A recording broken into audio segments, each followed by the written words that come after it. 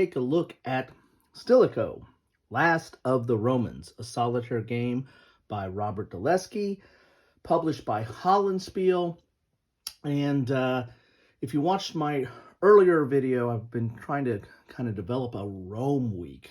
Started off with Caesar Rome versus the Gauls, then went to the wars of Marcus Aurelius, and now following up with Stilicho. And Stilicho is a continuation of the same system that was developed in the Wars of Marcus Aurelius. Now, if you watched my Wars of Marcus Aurelius video, there's a little bit of a snag or surprise or snafu that went into there, but I'll leave that for you to discover in watching that video.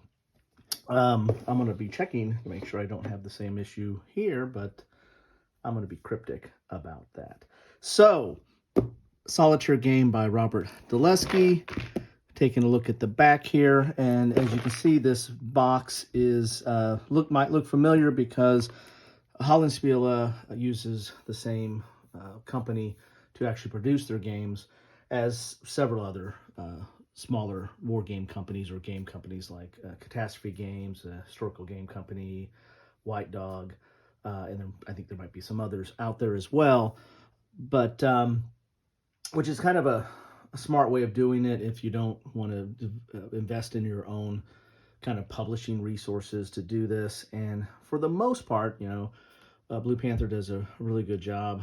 The components in the boxes are relatively standard, you know, with their counters and the cards, and the maps are generally paper, although Hollandspiele does offer some cloth maps or cloth mounted maps or canvas type maps, I guess is what they might be from time to time on some of their games. So back of the box here, we can see that, you know, typical Hollandspiele fashion, they usually kind of do a little bit of a narrative of the game. You don't see images of the game. Typically it's mainly a narrative here, but if you look there, well, I've got a little bit of glare there. The Goths are marching on Rome. In Gaul, Vandals and Alans pour across the Rhine. Meanwhile, a usurper from the distant fringes of the empire has raised his standard. The survival of the Western Empire depends on one man, Flavius Stilicho, a barbarian general, commander-in-chief of the armies of Rome, and de facto ruler of the West. And so this, if you're familiar with the Wars of Marcus Aurelius system, you're going to be very familiar with this system, I believe, because I think it's the same system, which is kind of a card-driven of sorts, in that you're going to be playing cards to... I want to talk over my rattling of the paper. You're going to be playing cards either to discard cards to do actions, or playing the cards for the events that are on them, and so it presents some tough choices to you know, fight off the barbarians and to accomplish some of the things you want to accomplish. Let's get inside the box here. Box lid, standard. Oh boy, look at that. All the pieces have fallen out. So we've got the cards here. These are the Romans cards. Now they did upgrade. I believe these are the that's the enemy deck. The one thing they've added new graphics to the cards. The other ones just were green and red with a little bit of art on the back, but this is definitely much more pronounced, and they've got a lot more art on the back of the card. The other ones I don't think had any art on them on the back, but these are not, I'm already liking the look of these. It's a much appreciated improvement, I guess, on the cards. The other ones were fine. It's just that these look better. Some dice. Now we got the counters. Now this I'm a little worried about with all these counters out here, because if you watch my last video on Wars of Marcus Aurelius, there was a little issue there with the counter. Okay, now that's already a good sign that we've got this printed front to back with the primary side, and then I think this is the demoralized or exhausted or something side. So that's a good sign there. Let's see what we got here Yeah, those are good signs that we're seeing there. And this is just garrisons, and here is Constantine III. Yeah, so again, go check out my Wars of Marcus Aurelius video. You got to kind of stay till I did kind of a traditional unboxing, then found some. Here's the pieces of the counter sprue, but had got a little bit of a surprise there. So I'm thinking this is right, but we will we won't know until I get to the setup, right? Because I'm not as familiar with this game to know if I have any issues or not. So anyway, so how do we get to this? Now let's take this. Oh, dump these. Tell you what, let's use the top of the Marcus Aurelius box. How about that? Look at that. How do you like them apples? You get your rules here. And though that's nice, I like that. I like it when publishers or game companies, when they develop the rule book, they actually use the back as kind of a player aid. A lot of times it's just wasted space, but here you can have the rules sitting off to the side because you're going to have the rule book there, right? And so, especially in a solo game, you want the sequence of play, what you need to do, and you've got some icons there. That's all very good. So liking that. Let's get to the, how many pages is this? This is 18 pages. However, this looks like it's some explanation of the card. Yeah, card notes, Roman card notes, enemy card notes, designer notes. And what we have here, and I go through the books backwards. Chronology, that's good, so you get some history, and that's why I play these, right? That's why I play these games, is to get a better understanding of history and with a tactile sense of it, pushing counters around. Here's some personalities, that's good. Here's an appendix. So really, you're 10 pages. You're 10 pages of rules. And it's dual column, decent sized type, not too tiny. You've got some highlighted areas. There's an example there. So now we can go to the front. So you got your kind of index. You've got your overview, components, the different counters there. I didn't see the Selecto. I need to, I don't see him in there. I need to look for him. So that might be another telltale sign. There we go. Is that him? Okay. He doesn't have an exhausted side, or whatever that side, demoralized side, that's what it's called. So you've got your setup, sequence of play, deployment, enemy phase, Roman phase. Enemy goes first, I believe. You've got some design notes, and then you've got some examples highlighted and some notes, so that's all nice. And there you have it. That is the rules. So not too much there. That's good. That's a good sign. This isn't an overly complicated game. Now, here's what I'm talking about. Here's like a canvas map. So you have this. This is the enemy draw deck. So this is a separate thing here, and that's like canvas, if you can see right there. And it's got a nice cover to it, or mounting or printing over that, to kind of a protected layer of canvas. Really like that. And I've got they've done that in a few of their other games as well. Then you get the map here. Got all the little bits and pieces of the counter sprue that blew up in the box, so to speak. So I think I'm going to be okay here. I'm optimistic on this one. And my experience with Hollandspiele has been very good. I mean, it's only 2 times I've had something that's like, ooh, what's going on there? And it's not errata, it's like production stuff. But, and that happens when you have third parties as well. And again, I'm not ragging on Blue Panther, but I've had a couple of just minor production issues. And, given all the Hollandspiele games I've bought over the years, and other games that Blue Panther produced, maybe a little bit of a hiccup every now and again is not so bad. Here's your map. You're dealing with basically Europe, right? Western Europe. You've got Hispania, you've got Gallia, you've got Britannia, you've got Italia, and then you're getting over into Germania and the like over here.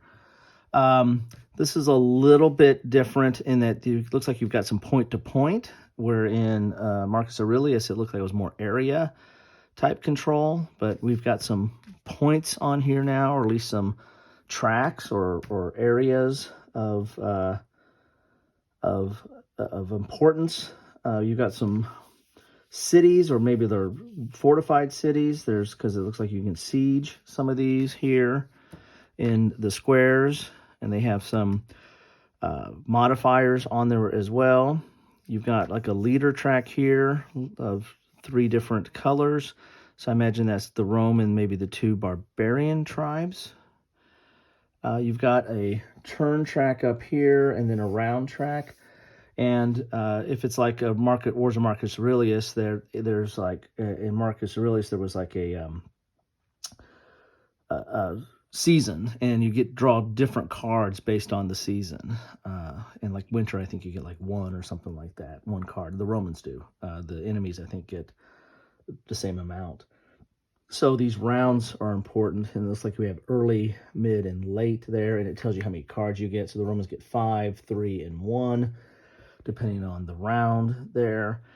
You've got some holding boxes, like for recovery here, and some notes on here as well. If the Goths have surrendered, if a revolt, Olympus at dealing with Olympus there, each time Vandals are activated. So you got some notes on the board here to help you figure out what's going on with the game as well. So I'm liking it. It's different. Again, it's a paper map. I mean, that's what you're going to get from Blue Panther, but Hollandspiele as well, unless they've done a canvas map for it, or in this case, a canvas player aid, which is really nice for the draw deck that goes off to the side. Let's take a look at the cards here. There's the Romans, and the cards for Hollandspiele / Blue Panther are similar. I mean, well, they're the same because they make them. Blue Panther makes it for them.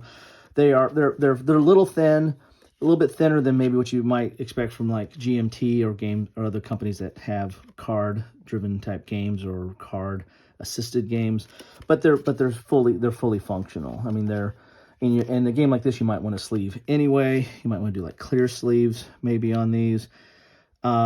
But the nice thing about this is that they've really upgraded the art, both on the back and on the front here. I really do like that, how they've got all that laid out. And if it's like Marcus Aurelius, then I would imagine you discard certain cards to do things, or you can play the card for what it says on there. Now, I don't recall if they had these symbols on there. You can see here, that card's a little bent there. As I said, they're not super thick. They are kind of thin, but yet still usable. I don't know what that symbol stands for, but you've got like a combat symbol and a diplomatic symbol. These are all late war, so I imagine that might be a symbol for, well, no, because this one's late war and doesn't have that symbol. So these late war, typically, I think, if it's like Marcus Aurelius, these will come out of the deck and they'll come into play later in the game, at the late war period. And that might be you've got 2 different colors on this turn track, and so it might be the red area where that might be the late war. Again, I'm speculating. I haven't done my homework on these games as much. I've seen some playthroughs of Marcus Aurelius, but that was a long time ago. And I was planning on playing it before I even opened this one up. But then again, that's the surprise in the last video. Go watch that. Anyway, so there are your cards there. Although they did add art to the back, it's all the same art. So, but they did add some, so there you have it. Then we've got the enemy deck here. Get those little slides off there. And again, an upgrade to the back there. And these have all the same art as well. No, they don't have all the same art. So we've got some of that late war here as well. And then we've got some of these cards in here. These look a little different than what I saw in the past. And so, there might be a little bit more to this one as compared to Marcus Aurelius. So you got the Vandals and the Goths. That's kind of cool. Definitely upgraded the symbols and images and art on these from the other game. So something I need to look into here and figure out what is going on with that. Maybe that was in the other game. I just didn't, get to that part because I was unable to get it to the table in the fashion that I wanted. Anyway, so there you have it. This is Stilicho. However you pronounce that, I know I'm probably pronouncing it wrong, and I know you all will correct me. Last of the Romans, a solitaire game by Robert DeLeskie of Hollandspiele. This is the second in the line. I think it's gotten a lot of good praise and seems to be well deserved. I want to get this. I'll probably play this one first instead of Marcus Aurelius for reasons that you can find out in that other video. But I'm probably going to try to play this and then see what I think about it. But everything that I've seen or heard about both these two games makes me, want to get into this. Which I would be remiss if I didn't say that this one, Hollandspiele did send this to me. That's another story, but I want to thank Hollandspiele for getting this to me. Appreciate this, and want to do an unboxing. And whenever I get anything from a publisher, this is kind of my unwritten rule. It's not something I talk about with the publisher directly, but I wanted to try to get at least an unboxing video done, and possibly or kind of a exploration video of it as soon as if it's a new release, as soon as it's come out. If it's a later release, then I'll try to get it when I can. But then I also try to get like another video, either a review or an after action or a gameplay or an in-play after action, some more content on it. I feel kind of that's my unwritten or unspoken obligation. Now I spoke it, so maybe that is my obligation now. Just to to get more attention or bring more visibility or more light to their games and to their designs. And so this one, is definitely something I want to do an unboxing on, but also try to do some other content as time permits. Anyway, love to know your thoughts on this or Marcus Aurelius or on any of the Hollandspiele offerings, or what you think about Blue Panther. Everything's fair game. Just be civil. Anyway, thanks so much for stopping by. And one way I know you stopped by is drop a comment. Let me know what you think. Always like to read them and hear from you all. Take care.